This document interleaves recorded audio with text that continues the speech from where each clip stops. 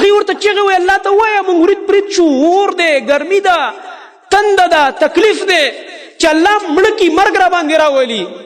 او د هغه پې دومره ترس نه راځي، زر کاله بعد ورته وایي انکم ماکثون، تاسو به دلته دیری، مړه دا خو ستاسو ځای دی. دا جهنمیان چې کله ډېر تنګ شي او جهنم باندې چې کوم ملائک مقرر دي، دا سخت طبیعت دي، علیها ملائکة غلاظ شداد.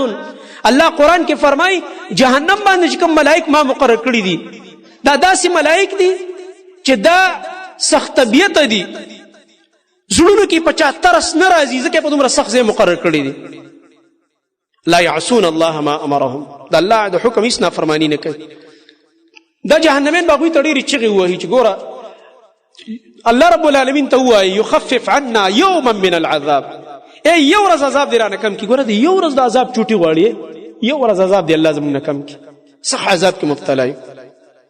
الله دې دې عذابونه موږ وساتي په خپل فضل او رحمت باندې. خو چې کله دوی ستړي شي چې یاره دا ټول ملایک خو زموږ خبره نه اوري، دا خو ډېر سخت، نو هغه سردار ته به ول اواز وکړي. دی مالک ته قرآن کې الله دا هم ذکر کړي، دی به اخره کې هغه ته وایي یا مالکو لیقضي علینا ربک، دنه لږ غټ درخواست کوي. د نور ملایکو ته خو یو ورځ چوټي، یو ورځ الله ته وایي چې عذاب را لږ کم کړي.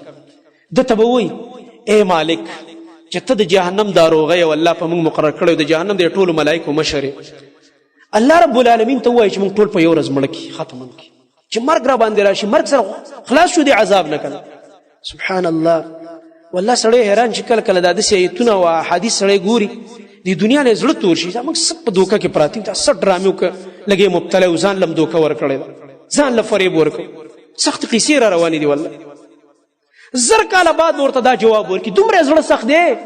هغې ورته چیغې وی الله ته ووایه مونږ ورید برید شو، اور دی، ګرمي ده، تنده ده، تکلیف دی چې الله مړه کي، مرګ را باندې راولي. او د هغه پې دومره ترس نه راځي، زر کاله بعد ورته وایي انکم ماکثون، تاسو به دلته دیری، مړه دا خو ستاسو ځای دی. دومره په نارمل انداز یې ورته وایي، سره یې پې چورت نه خرابېږي او نه پې هغه رحم راځي، نه پې خفه کېږي. والعیاذ بالله. الله دې دې حالت نه موږ وساتي. داسې به صرف دومره به ورته وایي نه انکم ماکثون، تاسو به دلته دیری، دا خو ستاسو ځای دی، ولې مرګ غواړئ؟ والعیاذ بالله. وی دا هغه مالک دی. نبی علیہ السلام فرمایي چې دا اور یې مخې ته بلو، د دې اور سره عادت دی.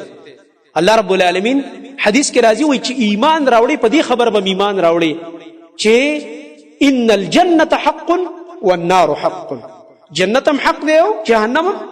او الله رب العالمین دا مخکې پیدا کړی دي، مخکې الله رب العالمین پیدا کړي، زموږ په دې ایمان دی.